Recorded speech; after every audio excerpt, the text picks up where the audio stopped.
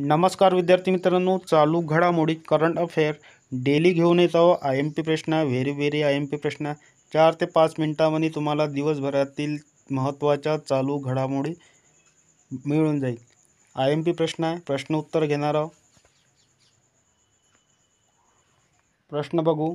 कोणता देश अलीकडेच आर्थिक वर्ष 2024 मध्ये भारताचा सर्वात मोठा व्यापार भागीदार बनलेला आहे? त्याचं योग्य उत्तर असणार आहे चीन.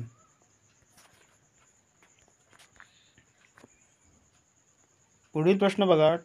TCSने अलीकडेच human centres AI centre of excellence कोठे सुरू केला आहे? याचं योग्य उत्तर असणार आहे पॅरिस. पुढील प्रश्न बघा. रॉजर कार्मन चे नुकतेच निधन झाले आहे, ते कोण होते? त्याचे योग्य उत्तर असणार आहे चित्रपट निर्माता.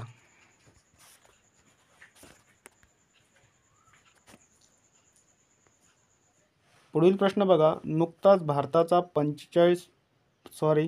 85वा बुद्धिबळ ग्रँड मास्टर कोण बनलेला आहे? त्याचे योग्य उत्तर असणार आहे P श्याम निखिल.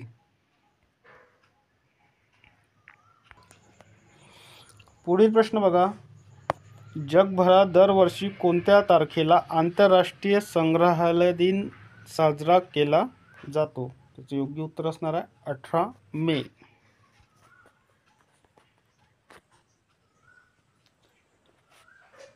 पुढील प्रश्न पहा. कोणता ज्येष्ठ वकील आणि राजकारणी सर्वोच्च न्यायालय बार असोसिएशन SCBA चे नवे अध्यक्ष बनलेले आहे? त्याचे योग्य उत्तर असणार आहे कपिल सिब्बल.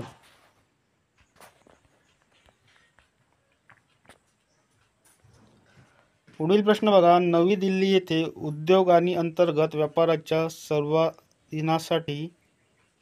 संवर्धनासाठी विभागाने काय आयोजित केलेले आहे? त्याचे योग्य उत्तर असणार आहे ONDC स्टार्टअप फेस्टिवल.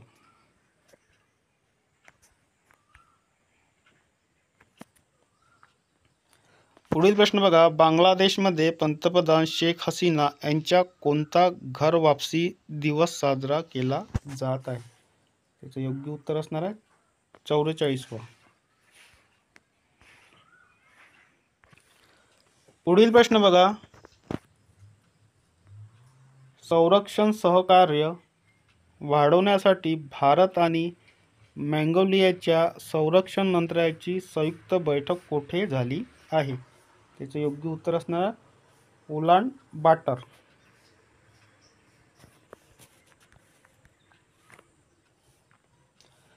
पुढील प्रश्न बघा. कोणत्या प्रसिद्ध मीडिया दिग्गज आणि इंडियन न्यूजपेपर सोसायटीचे माजी अध्यक्ष यांचे वयाच्या 82व्या वर्षी निधन झालेले आहे? त्याचे योग्य उत्तर असणार आहे नरेश मोहन.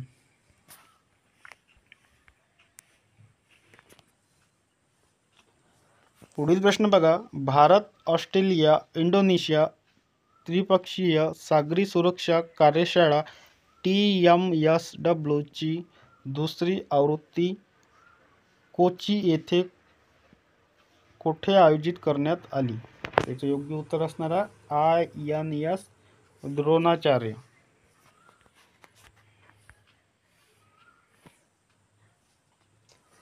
पुढील प्रश्न बघा. पोलाद मंत्रालयाने पोलाद क्षेत्रात शाश्वतता प्रस्थापित करणे या विषयावर राष्ट्रीय कार्यशाळा कोठे आयोजित केली आहे? त्याचे योग्य उत्तर असणार आहे नवी दिल्ली.